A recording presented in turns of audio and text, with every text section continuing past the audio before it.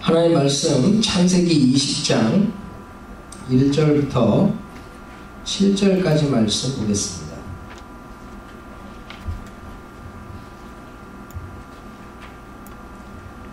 창세기 20장 1절부터 7절 말씀 찾으셨으면 저하고 한 절씩 교독하겠습니다. 제가 먼저 교독합니다. 아브라함이 거기서 네게브 땅으로 옮겨가 가데스와 술 사이 그랄에 거류하며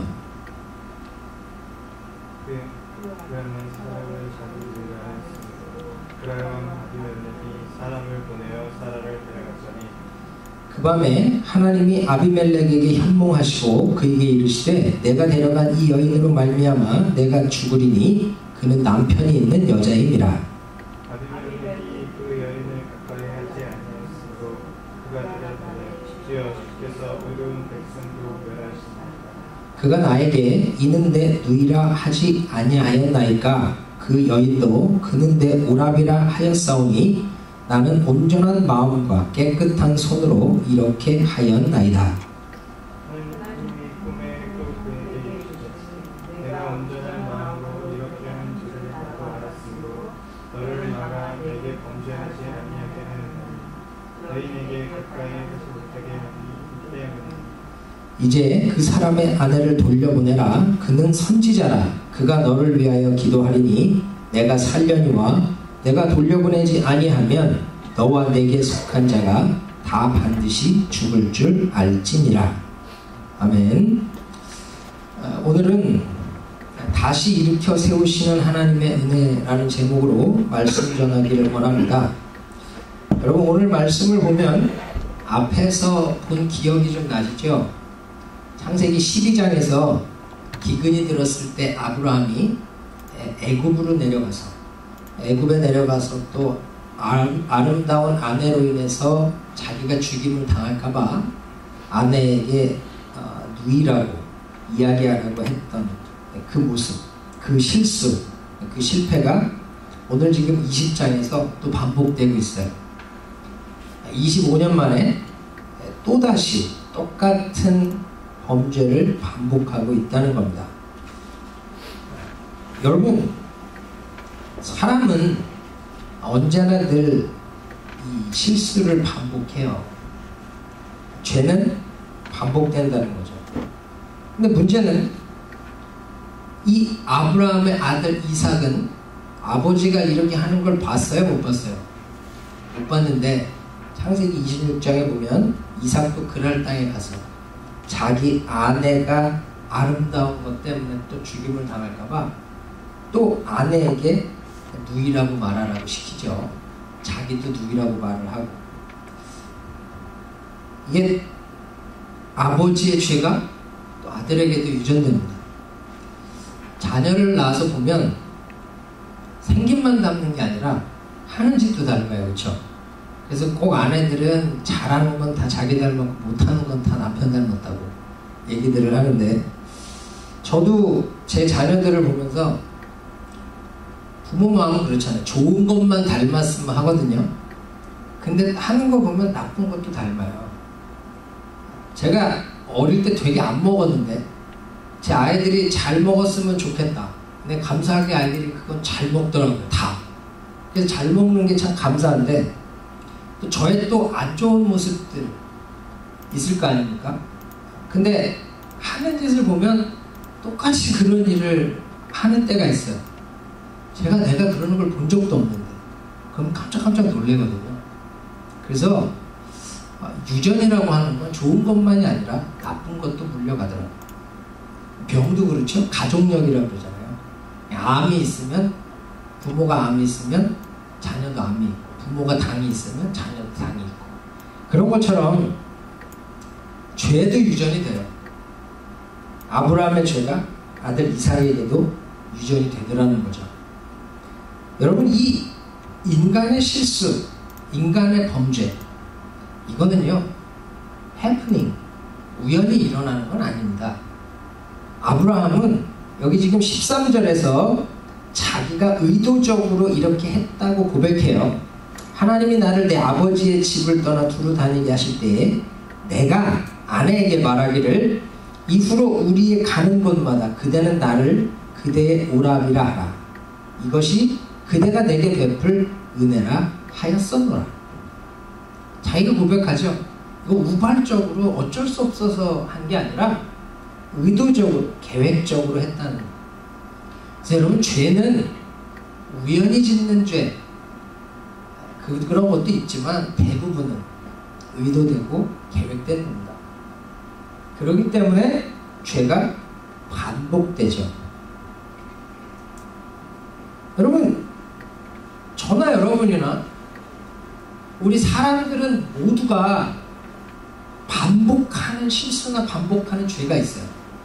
그렇죠? 사람은 쉽게 변화되지가 않아요. 그래서 이 와이프들이 남편들 바가지 긁잖아요. 바가지 긁는다. 왜 바가지 긁는다는 표현을 쓰는지 모르겠지만 아내들이 부탁합니다. 여보, 제발 양말을 벗으면 빨래통에 넣어줘요. 옷을 벗으면 좀 걸어놔요. 남편들 해요, 안 해요? 잘 안 합니다. 왜? 내가 양말을 방에다 벗어놓든 거실에 벗어놓든 빨래통에 넣든 나는 별로 불편이 없거든. 근데 아내는 불편하거든. 꼭 애들이 지나가다 그거 가지고 놀면 더럽잖아요. 그러니까 불편하기 때문에 자꾸 이야기하는데 안 해요. 왜? 의도적으로 안 하는 겁니다. 인간이 죄인이라. 그래서 아내들이 바가지를 긁는데 바가지 긁어서 남편이 바뀔 것 같으면 이 세상 남편들은 전부 거룩할 겁니다. 거룩하지 않은 사람 없어요. 바가지 긁어서 절대 안 바뀝니다. 근데 문제는요, 예수를 믿어도 안 바뀌잖아요. 하나님 아버지의 말씀 아직 정말 무지하게 안 들어. 어떤 분은 아주 더럽게 안 듣는다 그러는데, 여러분 정말 말 안 듣거든요, 우리. 그래서 훈련이라는 걸 하잖아요, 그렇죠? 제자 훈련, 무슨 훈련. 어떤 분이 요번에 일어난 어떤 사건을 비꼬고 그러더라고요. 제자 훈련 대장도 안 바뀌더라고요. 근데 여러분, 정말로 훈련을 해서도 안 바뀌는 것이 뭐냐? 우리 인간의 죄성입니다. 아이들 한번 보세요. 부모님들이 자녀들에게 그렇게 말을 해요. 이것 좀 이렇게 해라 저렇게 해라. 애들 말 들어 안 들어? 안 들어. 그렇다고 너무 야단치지 마십시오. 여러분은 들었어요? 우리도 안 들었잖아요. 우리도 부모님이 하라는 대로 했으면 지금 이렇게 안 살 겁니다. 정말 10배, 100배는 더 멋있는 모습으로 살아갈지도 몰라요. 우리도 공부하라 그 소리 듣기 싫고, 너 뭐 이것 좀 말 좀 들어라 그거 듣기 싫고, 우리가 그렇게 안 듣는 그 죄성이 우리로 끊임없이 범죄하게 하고 끊임없이 실수를 반복하게 하는 거예요. 지금 예수 믿는 사람들에게 부족한 건 말씀이 아닙니다. 이 시대는 말씀이 부족한 시대가 아니에요. 좋은 말씀, 감동 있는 말씀, 능력 있는 말씀을 찾아 헤매지만 실제로 지금은요, 말씀이 부족한 시대가 아니고요, 행함이 부족한 시대예요. 여러분 한번 생각해봐요. 1년에 52주 주일 예배만 빠지지 않아도 내가 52가지의 말씀을 들을 겁니다. 그렇죠? 그러면 52가지의 말씀으로 내가 변화되고 말씀으로 성숙해진다면 우린 1년에 52가지의 변화나 성숙이나 발전이 있을 거예요. 10년이면 520가지입니다. 만약에 금요철야까지 안 빠지고 나오면 104가지. 104가지를 10년이면 1040가지. 그럼 여러분, 우린 다 성자들일 거예요. 서로 이렇게 바라보며 있지 못할 겁니다. 너무 거룩해서. 바울처럼 수건을 덮어야지 바라볼 수 있을 거예요. 그렇죠? 감사하게도 우리는 그렇게 변화되지 않기 때문에 지금 여기 다 예수 믿은 지 내가 보기에 뭐 10년이 아니라 20년, 30년 막 되신 분들인데도 오히려 막 다크서클이 내려오는 것 같고 오히려 더 광이 나기는 광을 좀 내줘야 될 것 같은.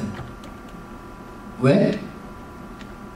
지금은 말씀이 부족한 게 아니라 그 말씀에 순종하고 참된 변화와 성숙을 이루어내는 능력이 부족한 시대이기 때문이에요. 말씀 배우고 훈련해도 안 되는 것, 그게 우리의 죄요? 우리의 죄성이에요. 절망스럽지 않습니까? 여러분, 이 아브라함 한번 보세요. 지금 이렇게 하기 이전의 모습만 봐도 얼마나 거룩해. 손님을 대접해서 그에게 지극히 환대를 베풀고, 또 소돔과 고모라의 이야기를 듣고 그 성의 구원을 위해서 그렇게 중보기도 했던, 그렇죠? 이 20장 앞에까지의 모습만을 보면 정말 아브라함은 대단한 사람같이 보인다는 거예요. 훌륭한 성자와 같이 보인다는 거예요. 자기와 아무 상관이 없는, 그냥 롯의 가족만, 자기 조카 가족만 구해달라 그래도 될 텐데 소돔과 고모라를 향해서 기도했던 그 모습만 보면 대단해 보인다는 거예요. 그런데 20장에 들어와서 죽을까, 자기 아내를 누이라고 거짓말하고 살아남으려고 하는 참 연약한 모습으로 비춰지잖아요. 그렇게 하나님 앞에 기도했던 아브라함의 모습은 어디 갔냐는 거죠. 그렇게 중보했던 그 아브라함의 모습은 어디 갔냐는 거예요. 이 모습 보면 참 답답하죠. 한심하죠. 소망이 없어 보인다는 거예요. 야, 인간이 이렇게도 연약한가? 인간이 이렇게도 보잘것없나? 절망스럽지 않습니까? 그럼 우리 절망해야 돼요? 그렇지 않아요. 이 연약하고 이 한심해 보이는, 이 답답해 보이는 이 아브라함에게 하나님 찾아오셔서 다시 일으켜주고 계세요. 이게 뭐예요? 은혜라는 거예요. 은혜. 아브라함을 찾아오셔서 일으켜주신 하나님. 똑같은 죄를 반복하고 그렇게 하나님 앞에 담대히 구했던 그 모습은 간 곳 없고 기도하지도 못하고 연약하게 세상의 꾀를 가지고 자기의 목숨을 연명해 보려는 이 아브라함의 모습을 보면서 여전히 찾아오셔서 일으켜주신 하나님. 이게 하나님 은혜라는 거예요. 여러분, 아브라함은 하나님을 기대하지 않았어요. 기도하지도 않았어요. 그저 하나님이 일방적으로 아비멜렉의 꿈에 나타나셔서 사라를 지켜주세요. 아브라함은 이러한 은혜를 받을 만한 자격이 없어요. 공로가 없어요. 행함이 없다고요. 그냥 하나님께서 값없이 주시는 은혜일 뿐이에요. 여러분, 우리는 하나님이 좋은 사람, 착한 사람, 의로운 사람만 구원한다고 믿어요. 나쁜 사람, 불의한 사람, 그런 사람들은 하나님 쓰지 않는다고 생각해요. 그럴까요? 근데 그렇지 않아요. 제가 보니까 아브라함만 해도 답답하거든, 한심하거든. 근데요, 7절 보세요. 하나님이 아브라함을 뭐라고 칭해요? 그는 선지자라. 선지자래요. 저 같으면, 야, 네가 선지자냐? 네가 그래 소돔과 고모라를 위해서 중보했던 그 사람이냐? 나는 너 그 사람이라고 부르기가 어렵다. 그냥 때려쳐라. 접을 것 같아요. 근데 하나님 아브라함을 선지자래요. 그의 불의함을 인해서 직분을 박탈하지 않아요. 그저 이 아브라함을 선지자로 여전히 대해주세요. 여러분, 삼손 보세요. 삼손 보면 어때요? 멋있어 보여요? 한심하지 않아요? 하나님 주신 그 엄청난 능력 가지고 하나님의 일을 감당하기보다 그 여자의 꼬임에 넘어가갖고 그래 머리 잘리고 눈 뽑히고 광대짓 하면 죽어가는, 한심해 보이지 않아요? 근데요, 하나님은 히브리서 11장에 삼손을 믿음의 선진들의 사이에 기록을 해놓고 있어요. 그 마지막에 블레셋의 그 기둥을 쓰러뜨려 그 사람들을 죽인 그 일을 인해서 그를 믿음의 선진으로 기록해놓고 있다는 거예요. 우리 요나서 살폈지만 요나 보면 멋있는 선지자 같아요? 나 같으면 요나 안 쓸 것 같아요. 야, 선지자가 너밖에 없냐? 말 더럽게 안 된다 좀. 때려쳐라. 내가 딴 사람한테로 촛대로 옮길 거야. 그럴 것 같은데 하나님 끊임없이 요나를 설득하셔서 그를 온전케 해 가신다는 거예요. 왜 그렇죠? 이 세상에 의인은 없어요. 그것도 하나도 없어요. 좋은 사람은 없어요. 의로운 사람은 없어요. 하나도 없다니까. 여러분 혹시 내가 생각할 때 좋은 사람 있어요. 의로운 사람 있어요. 그런 생각할지 모르지만 그건 그 사람을 잘 몰라서 그래요. 여러분 그 사람을 잘 알면 그 사람에게도 안 좋은 거, 불의한 거, 실망스러운 거 다 있어요. 왜? 인간은 죄인이기 때문에. 여러분, 하나님은 이 아브라함을 포기하지 않아요. 삼손을 버려두지 않아요. 요나를 사명에서 벗어나게 두지 않아요. 그를 건지시고 그를 다루시고 그를 구원하셔요. 왜? 그래야 나 같은 죄인도 구원받는 겁니다. 그래야 나같이 불의하고 불순종하는 죄인도 쓰임받을 수 있는 거예요.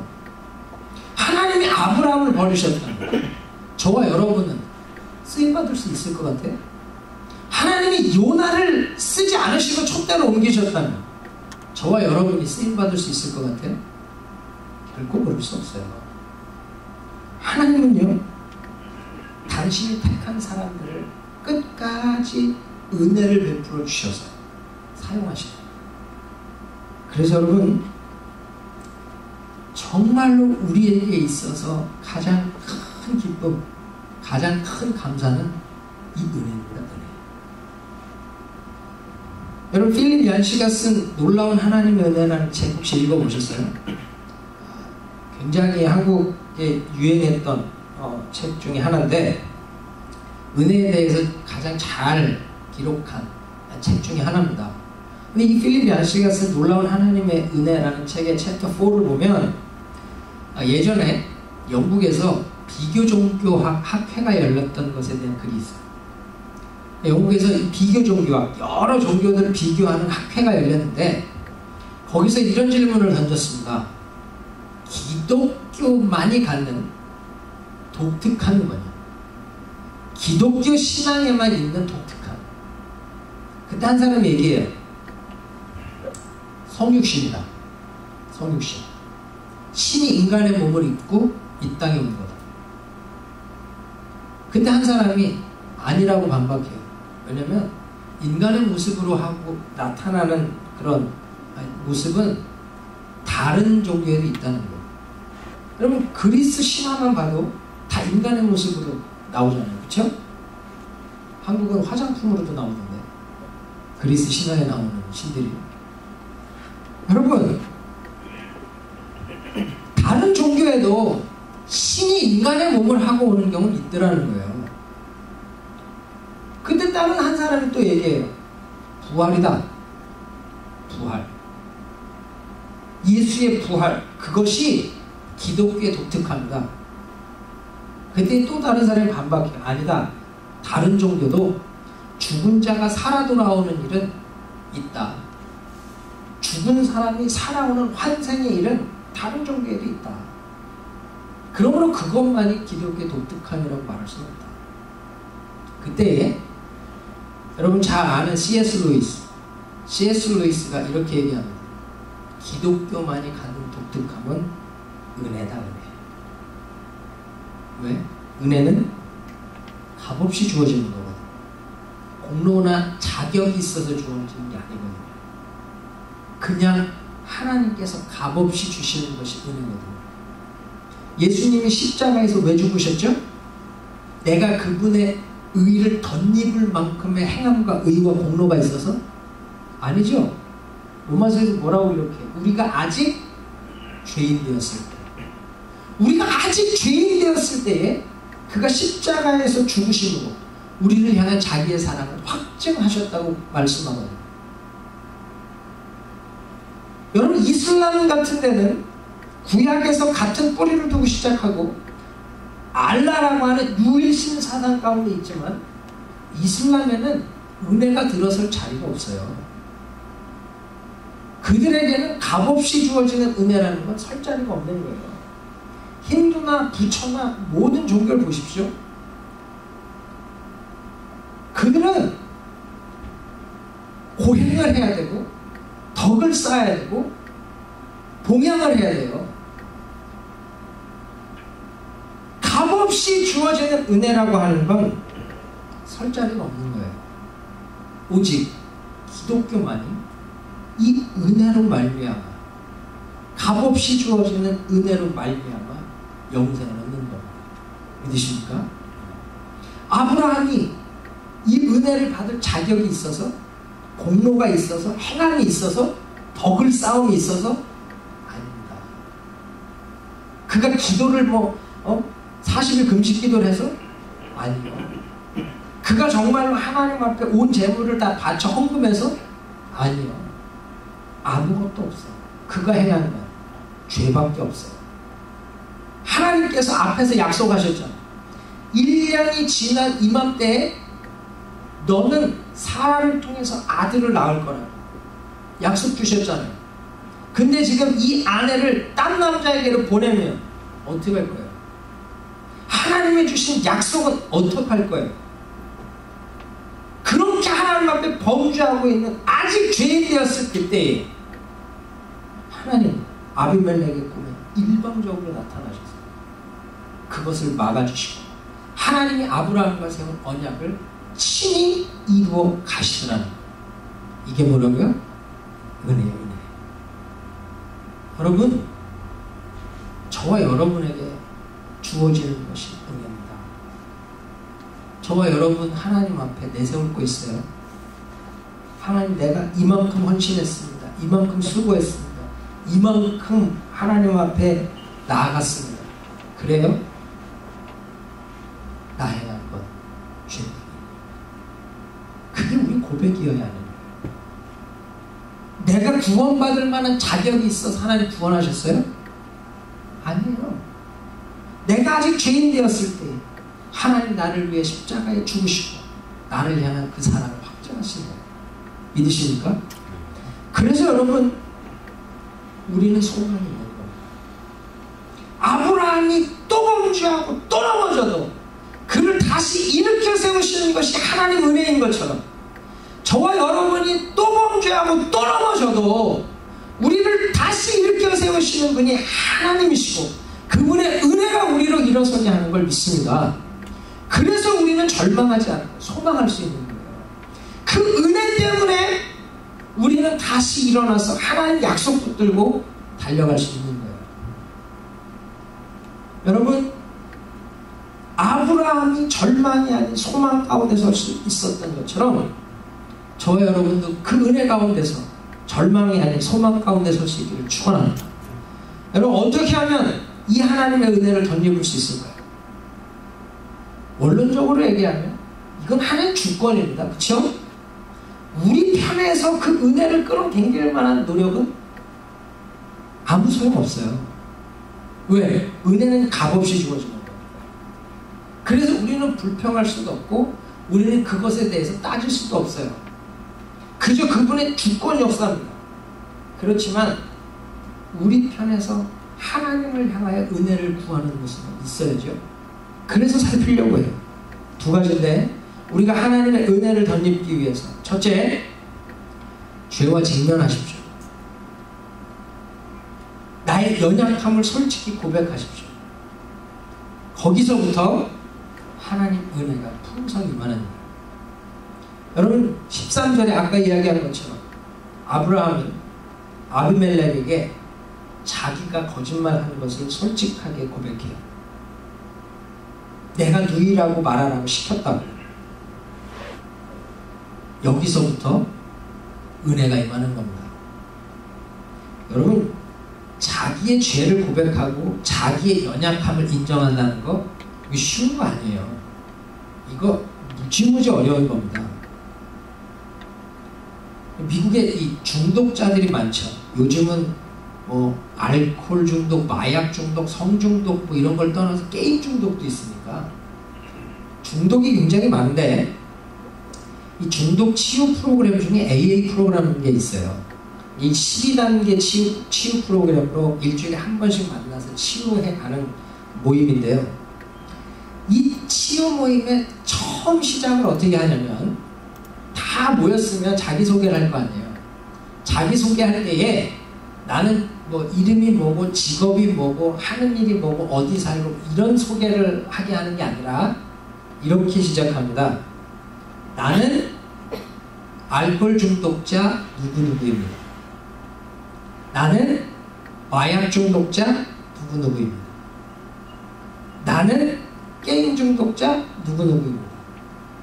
자기가 중독자라고 하는 걸 고백하게 한다는 거죠. 여러분 이거 인정 안 해요. 여러분 알코올 중독자 혹시 보신 적 있어요? 그분들에게 당신 알코올 중독입니다. 그럼 뭐라 그래요? 나는 술을 즐기고 풍류를 즐기지 내가 무슨 중독자냐 그래요. 제 대학교 때 친구 하나가 술을 무시하게 먹는 친구가 하나 있었어요. 근데 얘가 헤어지고 집에를 갔는데 갑자기 병원에서 전화가 왔어요. 그래 보니까 술 먹고 집에 가다 겨울에 자빠져 기절을 했는데 다행히 지나가던 사람이 보고 신고를 해가지고 병원에 입원이 된 거예요. 근데 연락처가 저한테 있으니까 이제 제 거를 이제 연락을 해서 가족들을 좀 불러달라고 그러고 친구라고 그러니까 갔죠? 걔 침대에 뭐라고 이렇게 환자 병명이 붙어 있잖아요. 뭐라고 붙어 있냐 봤더니 알코올 중독자의 뇌진탕. 그렇게 써 있더라고요. 알코올 중독자의 뇌진탕. 일어나서 그거 보고 애는 쓰러졌는데 웃겨 죽는 줄 알았어. 야, 너 알코올 중독자의 뇌진탕이래. 길게 뛰더라고. 내가 무슨 알코올 중독자의 뇌진탕이냐고. 인정 안 합니다, 사람들. 여러분, 마약 중독자들 자기 마약 중독이라고 인정 안 해요. 도박은 집을 다 날리고 가족을 팔아먹어도요, 자기 도박 중독자라고 얘기 안 해요. 그것이 인간입니다. 사람은요, 자기의 죄, 자기 상처, 자기 열등감, 자기 연약함 인정 안 해요. 고백 안 해요. 왜? 그럼 죽는 줄 알아요. 내 상처 얘기하면 죽는 줄 알고요. 내 열등감 얘기하면 죽는 줄 알아요. 근데 죄를 고백해? 죽는 줄 알아요. 그게 사는 길입니다. 여러분, 어른들, 이렇게 부모님들 뭐 종합검진 받으라 그러면 안 좋아하시는 분들 많아요. 야, 그냥 모르고 살다 죽는다고. 그게 편하다고. 왜? 괜히 검사 받았다가 암이라도 뭐 있다 그러면 그것 때문에 자기가 죽을 것 같아서 안 받겠다는 분들 많아요. 연세 드신 분들 병원에 눕혀놓고 옆에서 한번 그냥 아무 얘기나 해보십시오. 뭐라고 생각하나? 아, 내가 죽을 병 걸렸구나. 그래서 쟤네들끼리 상의하는구나. 이런 착각해요. 그래서 어르신들 병원에 입원하려면 집에 간다고 아주 난리를 치세요. 죽는 줄 알고. 죽을 병 든 줄 알고. 근데 여러분 생각해봐요. 종합검진을 받아서 병이 드러나면 사는 길이에요? 죽는 길이에요? 그게 사는 길이거든요. 근데 그게 드러나면 죽는 줄 알고 안 받겠다 그래. 그게 인간의 심리입니다. 그게. 여러분, 그래서 죄가 더 큰 죄를 짓고 결국 죽음에 이르는 병이 되는 거예요. 내가 죄를 고백하면 거기서 돌이키고 거기서 거룩하게 나갈 수 있는, 내 열등감을 고백하면 그것이 정말 자존심 상해 죽는 게 아니라 오히려 진리를 알지만 진리가 너희를 자유케 하리라. 참된 자유로 나가는데 그걸 못한다는 거예요. 그래서요, 하나님은 우리가 죄인됨을 고백하기 위해서 그 스스로의 인정하는 자를 나아가게 하기 위해서 우리의 삶을 메마르게 할 때가 있습니다. 여러분, 메마름은 죽음으로 가는 일이 아니고 하나님 주시는 메마름은요, 우리를 살리게 하시는 길로 가는 거예요. 여러분, 나무를 한번 보세요. 나무. 가을에 나무는 잎이 말라서 떨어지기 시작해요. 그렇죠? 겨울이 되면 앙상한 가지만 남아요. 다 죽은 것 같이. 근데요, 나무가 겨울에 수분을 품고 있고 잎사귀가 푸르게 있으면 그 나무는 죽습니다. 왠 줄 알아요? 수분이라고 하는 건 겨울이 되면 얼죠. 얼게 되면 팽창한단 말이에요. 여러분, 물병을 이렇게 냉동실에 한번 넣어보십시오. 앞뒤가 이렇게 튀어나와요. 그쵸? 팽창하니까. 나무가 수분을 머물고 있으면요, 겨울에 추워져서 얼면요, 가지가 다 터져버립니다. 그러면 나무는 죽는 거예요. 그래서 나무는 겨울에 다 메마르고 뿌리 주변만 수분을 유지하고 있어야 그 나무는 사는 거예요. 그래야 봄이 올 때 다시 수분을 흘려보내서 새 잎을 만들고 푸르른 나무가 형성될 수 있는 거예요. 우리도 똑같습니다. 하나님이 우리를 메마르게 할 때 우리는 죽는다고 아우성을 치는데 그게 우리를 살리는 일이에요. 여러분, 탕자를 한번 보세요. 탕자는 아버지한테 재산 다 받아서 떠났어요. 그렇죠? 재산만 있으면, 돈만 있으면 자기 마음대로 하고 싶은 거 다 하고 살 수 있을 거라고 생각했어요. 근데 어떻죠? 얼마 못 돼서 허랑방탕하게 다 써버렸어요. 나중에 돼지가 먹는 주염 열매조차 먹을 수 없을 만큼 피폐해져. 메말라져. 근데 어떻게 돼요? 그 메마름 속에서 탕자는 아버지 집을 떠올려요. 아버지 집에는 먹을 게 많다. 내가 왜 여기 이러고 있지? 그래서 아버지의 가치를 알게 돼요. 아버지의 의미를 알게 돼요. 자기 집의 가치와 집의 의미를 알게 돼요. 그래서 집을 향해 간다는 거죠. 그 집을 향해 가는 그것이 뭐예요? 은혜로 나아가는 거예요. 탕자에게 메마름이 없다면, 탕자의 삶에 메마름이 없다면 아버지의 존재, 아버지의 가치, 아버지의 의미는 깨닫지 못해요. 그래서 하나님이요, 탕자에게 인생의 겨울을 주시는 거예요. 그 인생의 겨울 가운데 그저 목숨만 연명할 수 있을 만큼, 마치 나무의 뿌리에 수분이 있어서 목숨을 연명하게 하듯이 그렇게 해놓은 상태에 아버지를 떠올리게 하는, 이게 은혜라는 거예요. 여러분, 저와 여러분도 그럴 때가 있습니다. 인생의 겨울이 올 때가 있어요. 그래서 메말라서 돈도 마르고 사람도 마르고 힘도 마르고 아무 소망이 없을 것 같이 메말라 버리는 때가 있어요. 영성도 말라서 기도할 힘도 없고 예배할 힘도 없는 그 메마름까지 만들 때가 있어요. 왜? 하나님을 기억하게 하기 위해서, 아버지의 의미, 아버지의 가치를 다시 고민하게 하기 위해서, 내가 이 땅을 살아야 되는 이유와 목적을 다시 고민하고 다시 붙들게 하기 위해서. 그때 아버지를 향해서 나아가요. 탐자는 뭐라고 해요? 아버지, 나를 품꾼의 하나로 여기소서. 그렇죠? 자기 죄를 고백하고 품꾼의 하나로 여기소서. 아들이라는 말도 들을 수 없습니다. 자기 죄를 고백해요. 근데요, 탕자가 아버지에게 갔을 때, 탕자가 가서 아버지 복을 끌어안아요? 아버지가 달려와서 아들을 끌어안아요? 아버지가 달려와요. 그게 뭐예요? 은혜. 내가 죄를 고백하고 내가 아버지께로 나아가기로 결정만 하고 그 은혜가 우리를 감싸고 그 은혜가 우리를 덮는.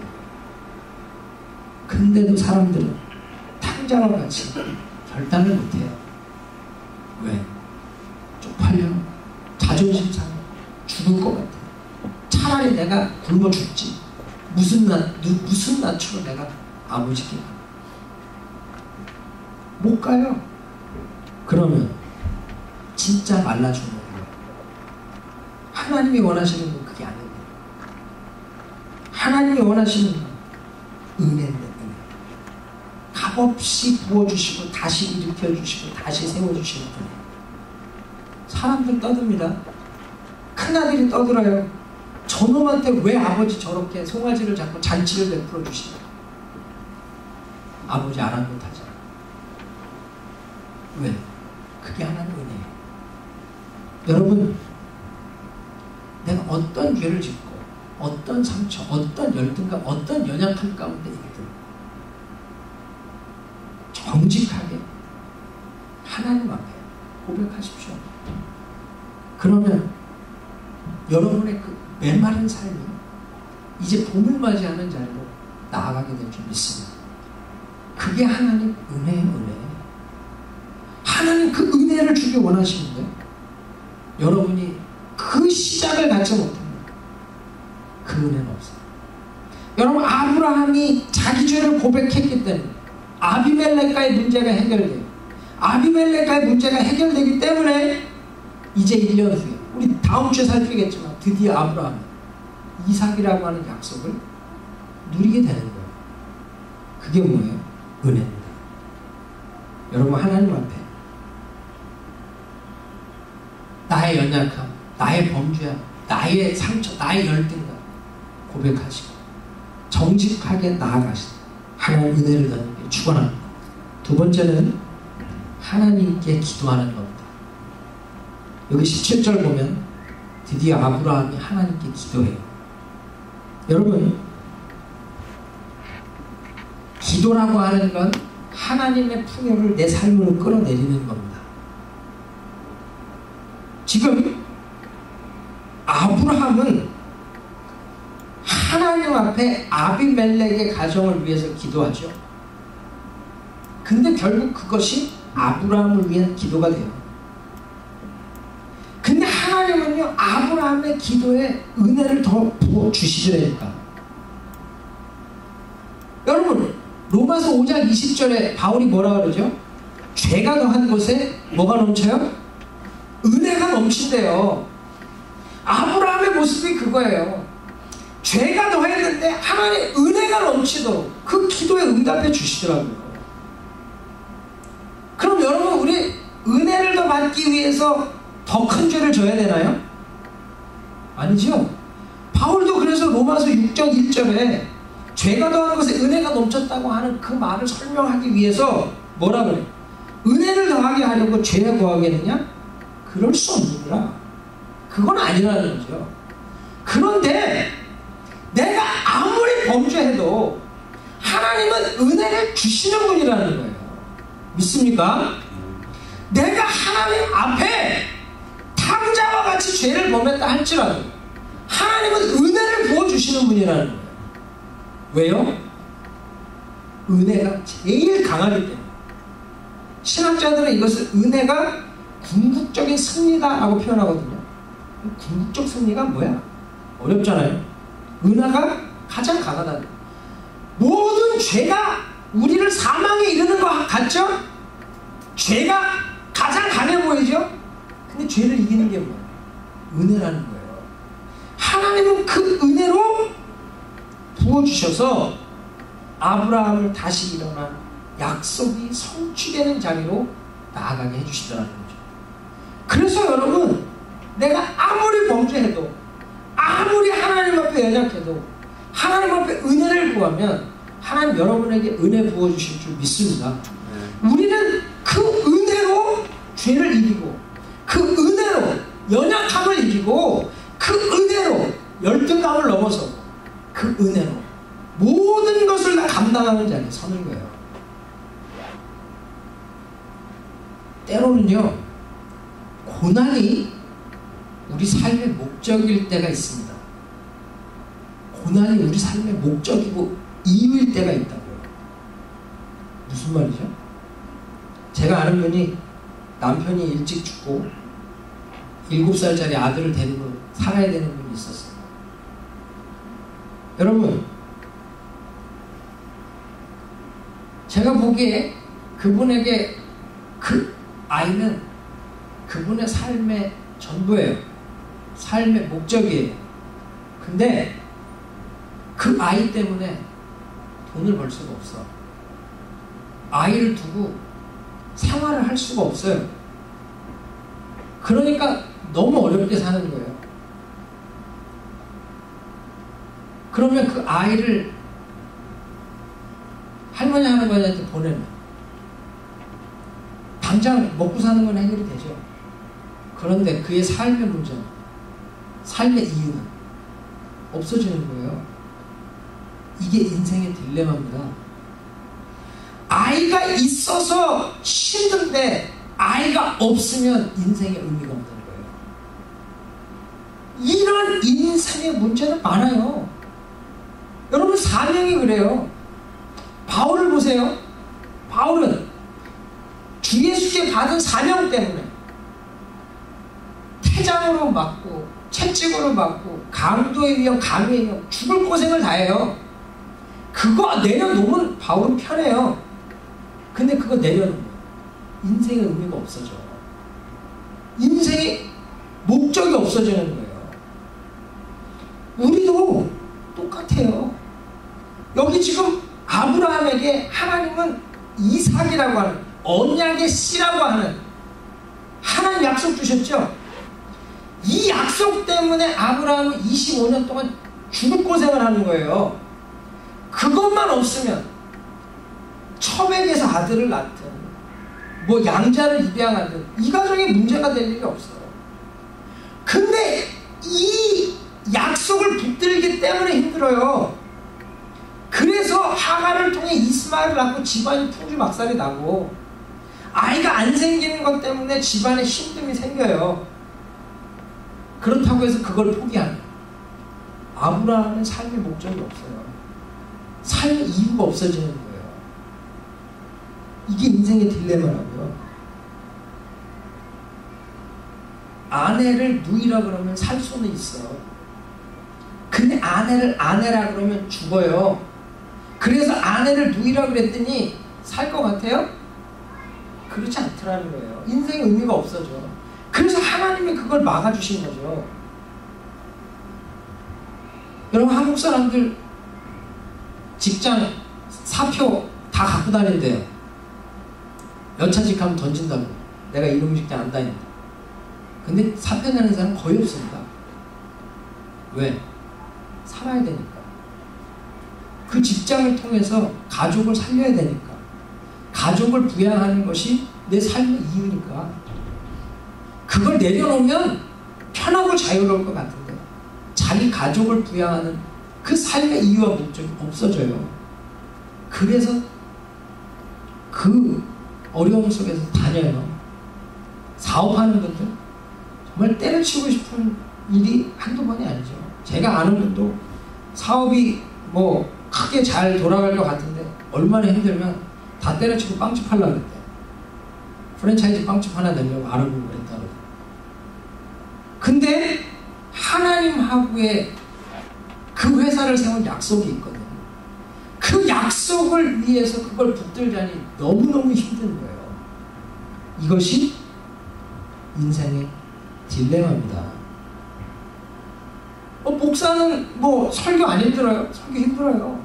성경 공부 준비하고 설교 준비하고 힘들어요. 그러면 하지 말까요?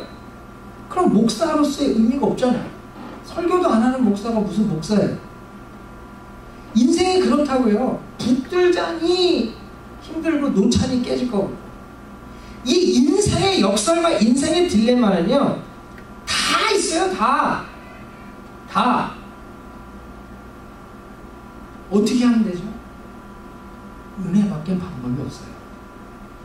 아브라함이 하나님께서 은혜를 베풀어 주셨을 때 내 아내를 누이라 그래야 살 수 있는 문제가 해결되죠.